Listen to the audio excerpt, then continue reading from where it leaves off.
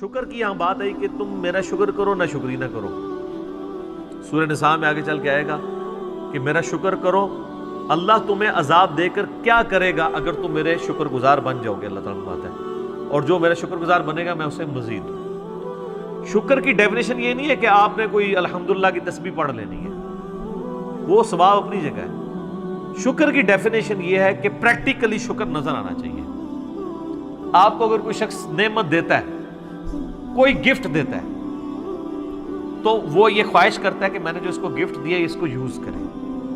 مجھے کئی لوگ بال پوائنٹ دے کے جاتے ہیں، جی لکھنا ہے جی اتنا نہ لکھو، وہ تو کہتے ہیں بے قدری کی ہے.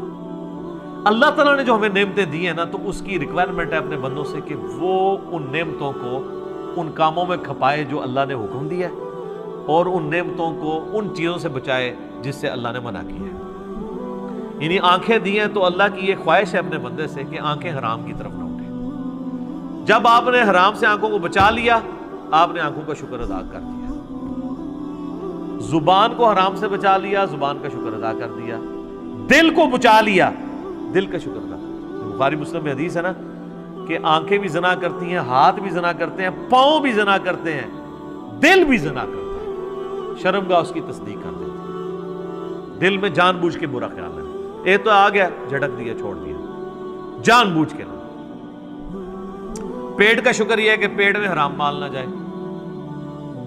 پاؤں کا شکر یہ ہے کہ پاؤں حرام کام کی طرف نہ اٹھے. ہاتھ کا شکر یہ ہے کہ ہاتھ حرام کام کی طرف نہ بڑھے، نہ کسی پہ ظلم کے لیے نہ کمائی کرنے کے لیے. تو یہ سار ہے. تو آپ اندازہ لگائیں کہ دنیا میں سب سے مشکل کام اگر کوئی ہے نا تو وہ شکر کرنا ہے. لوگ کیا کہتے ہیں جناب، پہلے خوب اللہ کا گلہ شکوہ کرتے ہیں، اپنا پورا غصہ نکالتے ہیں معاذ اللہ.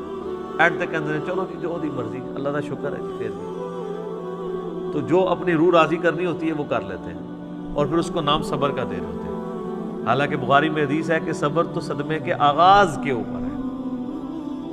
جب آپ نے اس وقت نہیں کیا تو پھر تو بات ختم ہو گئی. لے جی صبر کا ذکر شکر کے ساتھ جوڑا ہوا ہے، تو اگلی آیت بھی سن لیں، وہ اسی سے ریلیٹڈ ہے. یا ایھا الذین آمنوا استعینوا بالصبر والصلاۃ. اے ایمان والو، مدد طلب کیا کرو صبر کے ذریعے اور نماز کے ذریعے. کس کی مدد؟ اللہ کی. ظاہر ہے شیخ عبد القادر جیلانی کی مدد تو نہیں طلب کرنی، مولا علی کی مدد تو نہیں طلب کرنی، اس سے اللہ کی. کیونکہ ساتھ یہ آ گیا ان اللہ مع الصابرین، بے شک اللہ صبر کرنے والوں کے ساتھ ہے. یعنی جو صبر کرنے والے ہیں ان کے ساتھ اللہ ہو جائے گا. جب وہ صبر کے ذریعے اللہ کو پکاریں گے، اللہ ان کی مدد فرما دے گا. سمپل چیز ہے. صبر کے اندر پوری زندگی ہے. بلکہ نماز بھی صبر ہی ہے. جناب فجر کی نماز گرمیوں میں اٹھ کے پڑھنا صبر نہیں ہے جب نیند ہی نہیں پوری ہوتی؟ سردیوں میں نماز کے لیے وضو کرنا کیا صبر نہیں ہے؟ صبر کی 3 اقسام ہے مینلی. ایک صبر ہے اللہ تعالیٰ کی طرف سے آئے ہوئے تکلیفوں پہ صبر کرنا، وہ تو ہم سب کو پتہ ہے، اور وہ صبر ہوگا ابتدائی صدمے میں. اس کی آگے آیات بھی آ جائیں گے. اس کے لیے آپ نے کہنا ہے انا للہ و انا الیہ راجعون. بے شک ہم خود بھی تو اللہ کی طرف سے آئے تھے، ہم نے لوٹ کے اللہ کی طرف جانا ہے. یہ تکلیف بھی آئی، الٹیمیٹلی چلی جائے گی.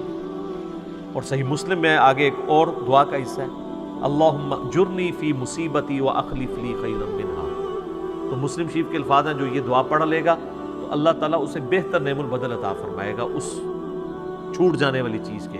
اس کا مطلب یہی ہے اللہم اجرنی فی مصیبتی، اے اللہ اس مصیبت میں مجھے اجر عطا فرما، واخلف لی خیرا منہا، اس سے بہتر میرے لیے خلیفہ مقرر کر دے، بہتر نعم البدل. اور مسلم شریف کے الفاظ ہیں، ام سلمہ کہتی ہیں جب میرا خاوند ابو سلمہ فوت ہوا تو میں بڑی دکھی تھی، تو میں نے حضور سے یہ دعا سنی ہوئی تھی، انا للہ و انا الیہ راجعون، اللہم اجرنی فی مصیبتی واخلف لی خیرا منہا. یہ یوٹیوب پہ میرا ایک کلپ بھی اپلوڈڈ ہے، غم کی خبر کو خوشی میں بدلنے کی دعا. تو اس میں نے اس کو ڈسپلے بھی کروایا نیچے. تو کہتی ہے میں نے یہ دعا پڑھ لی اور میں پھر پریشان تھی کہ ابو سلمہ سے بہتر تو نبی الاسلام کے صحابہ میں کوئی اور صحابی نہیں ہے، تو مجھے اللہ تعالیٰ اس کا بہتر نعم البدل کیا دے گا.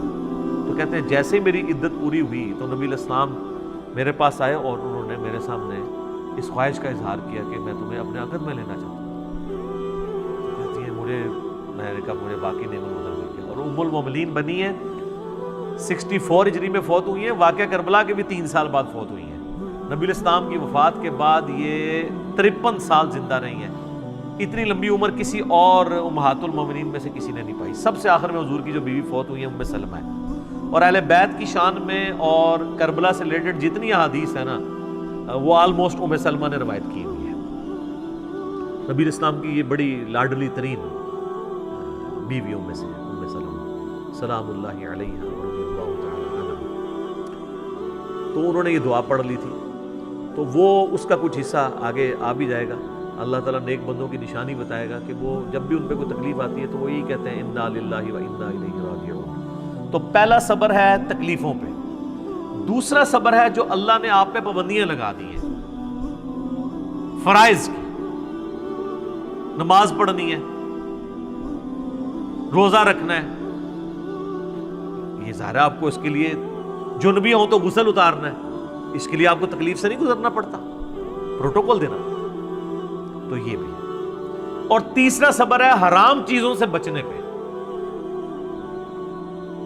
آنکھوں کی حفاظت کرنا، اس کو حرام سے بچانا، اس کے لیے صبر کرنا پڑتا ہے۔ حرام کما کے راتوں رات امیر ہو جانا یہ تو آسان کام ہے، لیکن حلال کما کے روکھی سکی کھا کے گزارا کرنا اور اللہ سے ڈرنا کہ میں نے حرام کا لقمہ اپنے پیٹ میں نہیں جانے دینا، اس کے لیے آپ کو صبر کرنا پڑے گا۔ تو یہ 3 صبر ہے۔ نمبر 1 اللہ کی طرف سے آئی ہوئی تکالیف پہ صبر، نمبر 2 اللہ نے جو آپ پہ فرائض لگائے ہیں ان فرضوں کو منوان اسی طریقے سے پورا کرنے میں جو تکلیفیں اٹھانی ہیں اس پہ صبر، چاہے وہ گرمیوں کے روزے ہوں اور سردیوں کے وضو ہوں اور گرمیوں کی فجر کی نماز ہو، اور تیسرا اللہ تبارک و تعالیٰ نے جو حرام سے بچنے کے لیے آپ کو ایمفسائز کیا ہے اور اٹریکشن بھی رکھ دی اس حرام کے اندر، تو صبر کرنا پڑے گا نا۔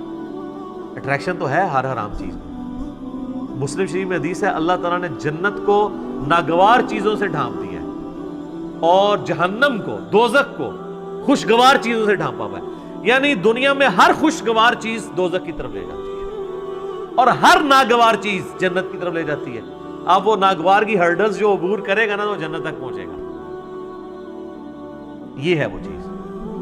اس پہ خیر گھنٹوں بولا جا سکتا ہے، میرا ایک لیکچر ضرور سنیں، میں نے ان ساری چیزوں کو اس میں بریف کیا ہے۔ مسئلہ 120 سورۃ الفرقان سے اللہ کے صحیح اولیاء کی 12 خصوصیات کیا ہیں وہ میں نے بیان کیے، اس میں میں نے کافی ساری حدیثیں بیان کی تھی، آج بال نہیں کہ میں ان کی طرف جاؤں، ان آیات کو کور کر لیتے ہیں۔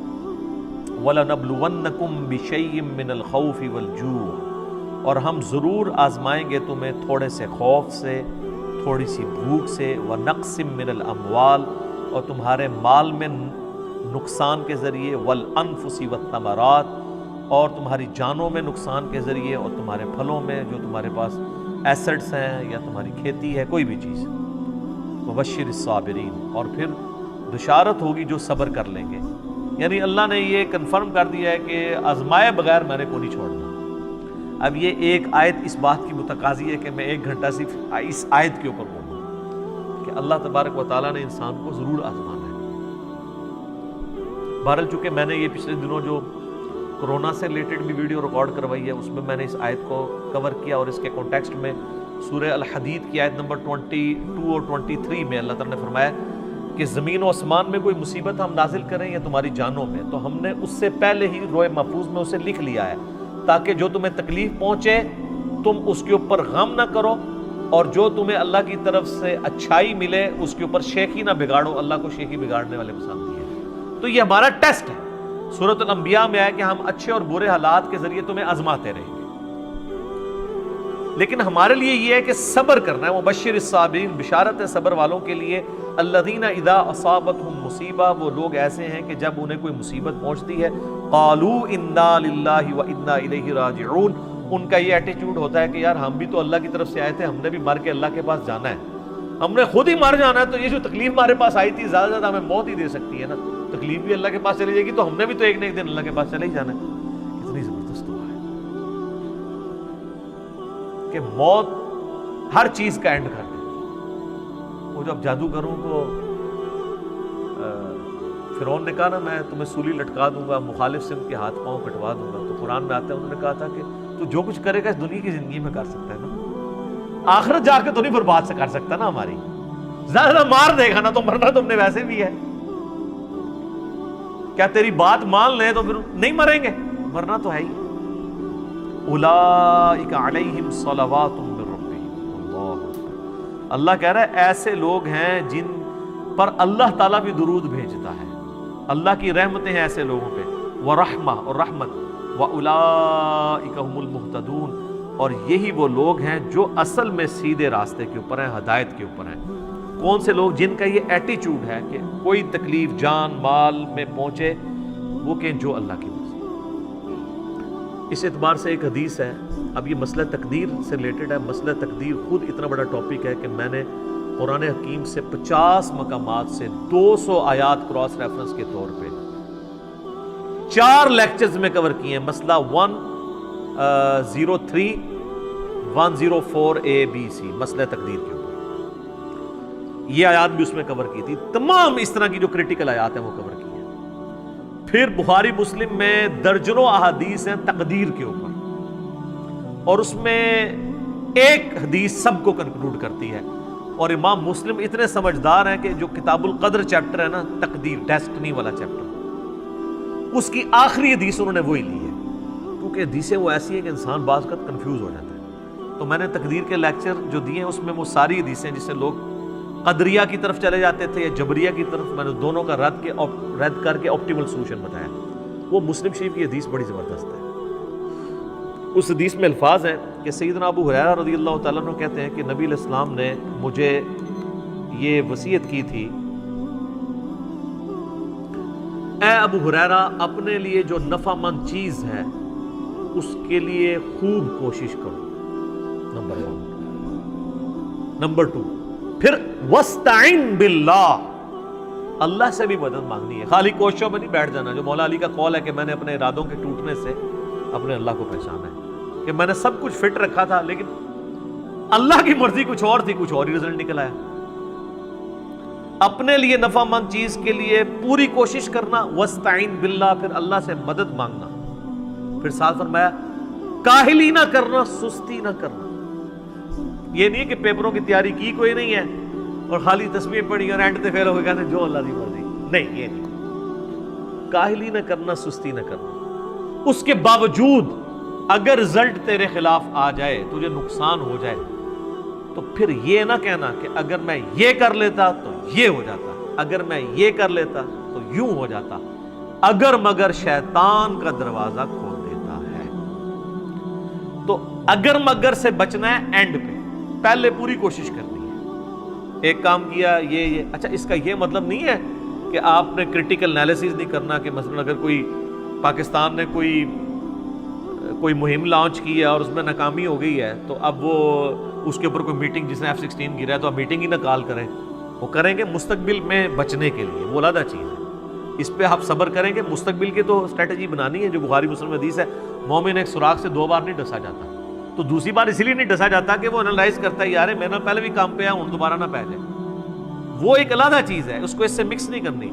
جو نقصان ہوا اس پہ کہنا ہے جو اللہ کی مرضی، کیونکہ سورۃ الحدید کیا ہے نمبر 22 اور 23 ہے کہ اللہ تعالیٰ نے تمہارے نصیب میں چیز لکھی ہے جو تمہیں پہنچنے والی ہے، تمہاری جان میں ہو یا پوری انسانیت کے لیے، وہ تمہیں تکلیف آنی ہے۔ تمہارا ایٹیچیوڈ یہ ہے کہ ان اللہ مع الصابرین، تم نے کہنا ہے انا للہ و انا الیہ راجعون،